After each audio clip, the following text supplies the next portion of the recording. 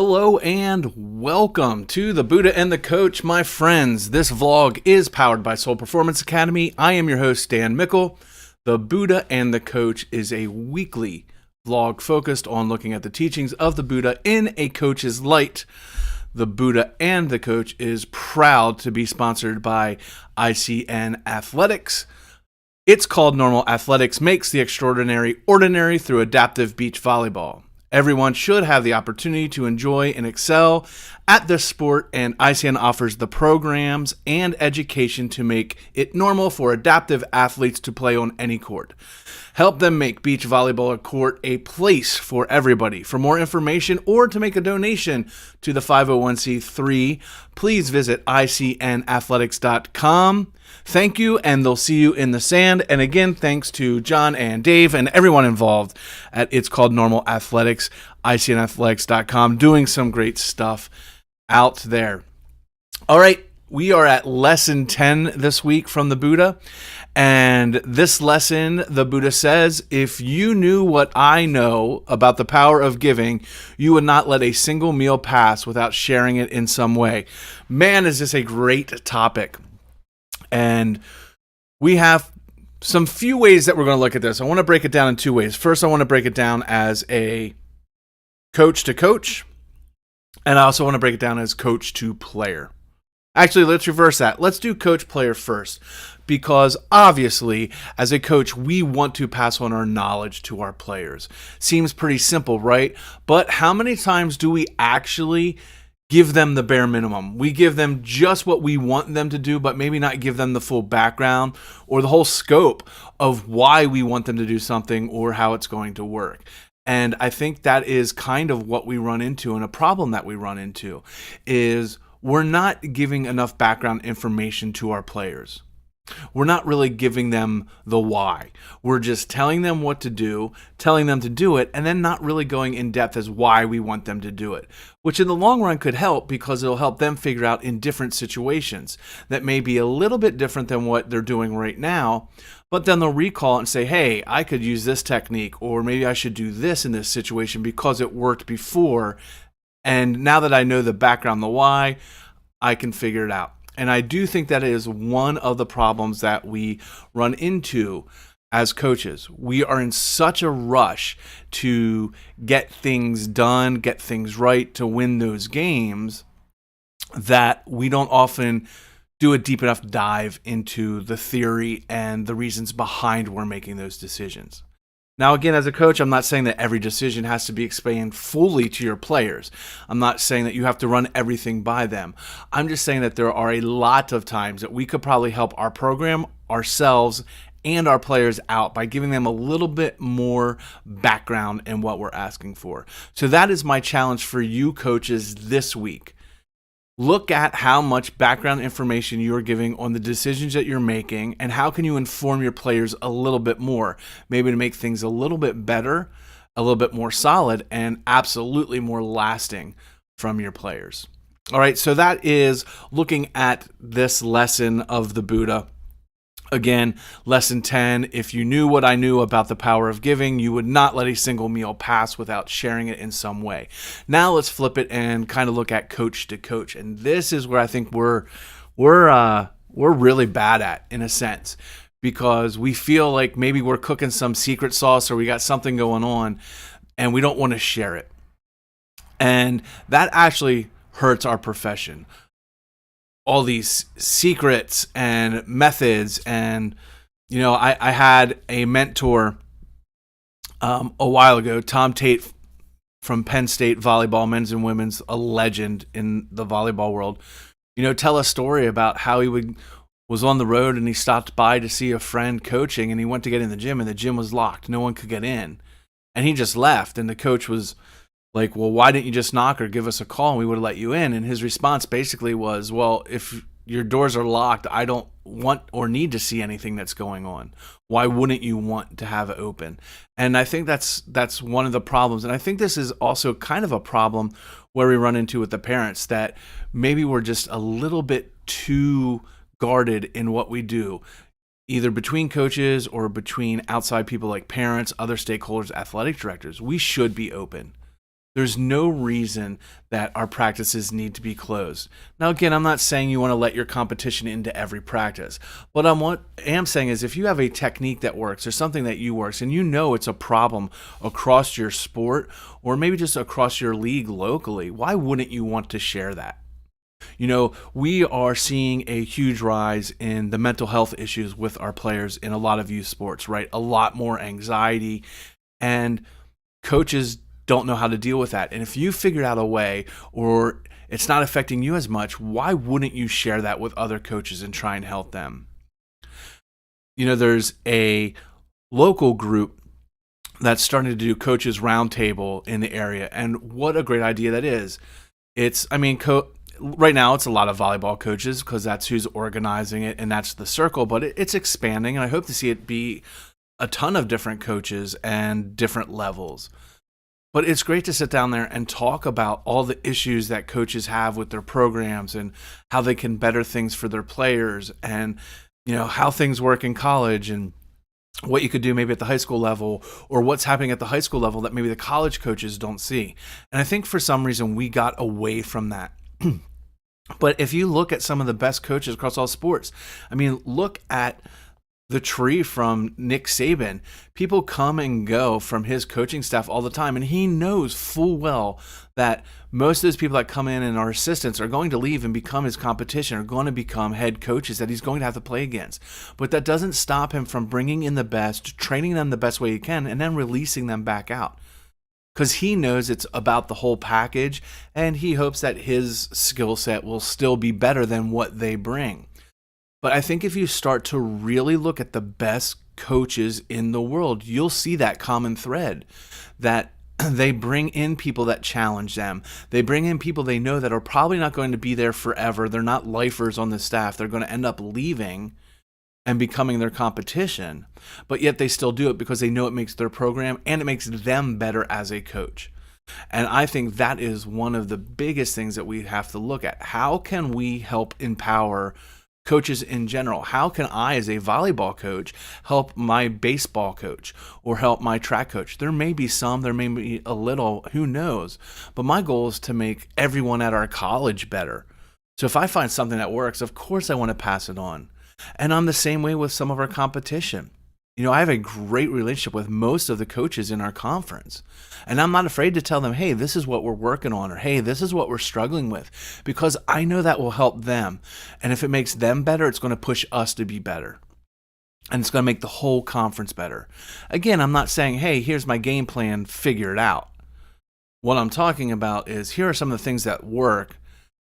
Try it, work on these things, or what methods are you using, or how are you dealing with the struggles that players are having? We need to stop having that closed communication, that secretive, notion that we have, because it's going to make us better as people. It's going to make our teams better. It's going to make our players better. It makes our conference better. It makes our sport better. It makes everything better. So as a coach, look at, one, how you're sharing information with your players, and are you giving them enough background to help them understand the why and not just, hey, go out there and do it. Two, what is your relationship with your competition? What do you tell the other coaches, and how do you collaborate with them to make you better? And three is, what communication, what do you do to fill in the parents? And this is the last part we'll talk about, because this is a big problem that everyone seems to have. And I stand by my feeling that a strong parent base makes a strong program. It's a great support base for the players. It can be a great support base for you, and it can be a great support base for your team or your program. But how do we cultivate that? Dr. McCabe, in a recent podcast, and if you haven't seen him, check out Brett McCabe, Dr. Brett McCabe, BHRET for Brett McCabe. He has a great podcast and some great videos. But one of the things he talks about as parents view us as coaches as the barrier to their kids' success. And I'm obviously not going to put words in his mouth, but the way I take that is parents think that we, the coaches, may be in the way. We might be what's stopping our players from success because of how we coach or what we plan to do. And I think a lot of that is because we don't have that communication. Now, obviously, in the recruiting process for the college level, we talk a lot with the players and we give them, kind of the breakdown. This is our coaching style. This is what we're looking for. But how much of us do it with the parents? And I think a lot of us that seem to have lasting programs that are mentally and physically good for our players tend to have a little bit more communication and open with the parents. I think that's where we're falling short in the youth world, especially in the club sports world. Because in the high school or middle school world, we do have a little bit more of a hierarchy, athletic directors, principals, that kind of help hold things in check and force those dialogues when they happen. In the club sport world, there is a lot of, well, if you don't like it, go somewhere else. This is how it is. And I think we need to stop that and flip it and just be more open with our parents. Again, I'm not saying run by every game plan or match plan or what you're going to do, but maybe explain to them, this is why we're running this offense, or this is why we put this defense in, or this is why we're using this personnel. And also, this is the role that I see your son or daughter in, and this is how we want to use them. I just think too many times we select these players and then we just go and hope that there aren't issues. And as a parent, it can be tough not knowing what's going on. It's not always parents are upset because of what they see. It's because they're trying to fill in the blanks because they don't know why decisions are being made.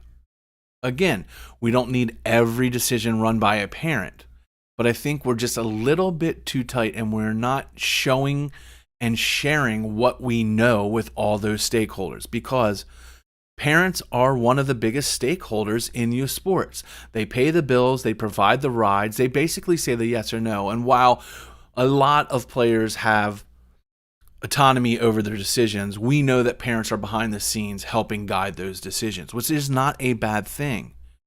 But if we're not giving that information to the parents and they're helping guide those discussions, decisions, how much benefit is the player getting from those discussions if a parent is coming from a point of view and they don't know all the facts? So I'm challenging everyone at every level, every sport, even in the educational aspect with teachers.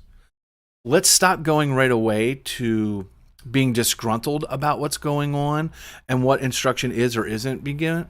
Let's focus more on how to open up those dialogues and have those conversations. How do we talk with those parents? How do parents talk with those coaches? How can we involve everyone? And again, not encroaching on the decision making, but just being more open about it and discussing your philosophies. If your parent meetings at the beginning of the year consist of, this is how you pay us, these are the events that we're going to, and these are the expectations, and that's where it ends, you need to rethink that. Your parent meetings also need to be, this is my coaching philosophy. This is what I expect of my players. And then individually, this is my goal for your daughter or your son. This is the role that I see them. This role may change. It depends on how hard they work or what we run up against. But this is what I'm going in and looking at. And this is what I'm hoping for. I think if we do those conversations up front, you're going to have a lot less friction in that relationship between all the stakeholders. All right. So again, I know this is a lot. It seemed pretty simple, right? Yeah, I'm a coach. Of course I share my knowledge, but I want us to look at how we're sharing that knowledge and who we're sharing it with. It's easy to look at it from the coach to the student or the athlete view.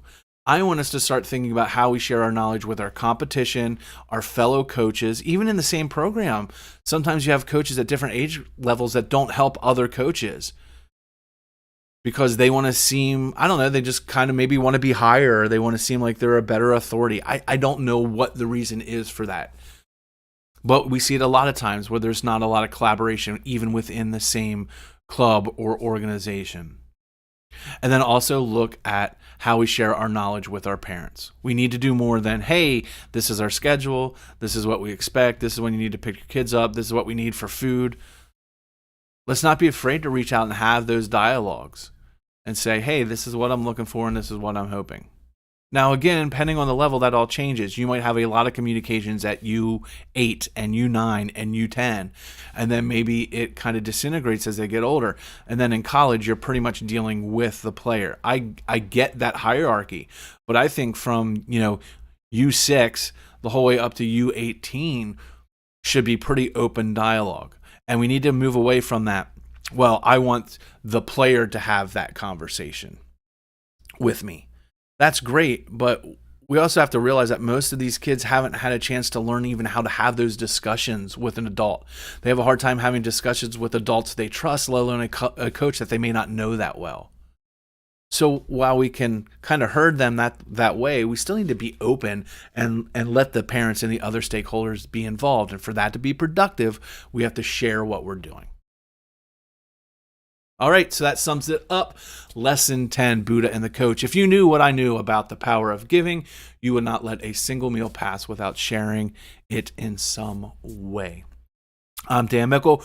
Remember, visit my website at danmickle.com, and you can check out our sponsor, Soul Performance Academy, at soulperformanceacademy.com. And also, a huge shout out and thanks for the sponsorship from It's Called Normal Athletics, icnathletics.com.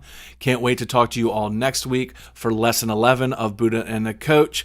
Peace, love, don't suck, and we'll see you next week.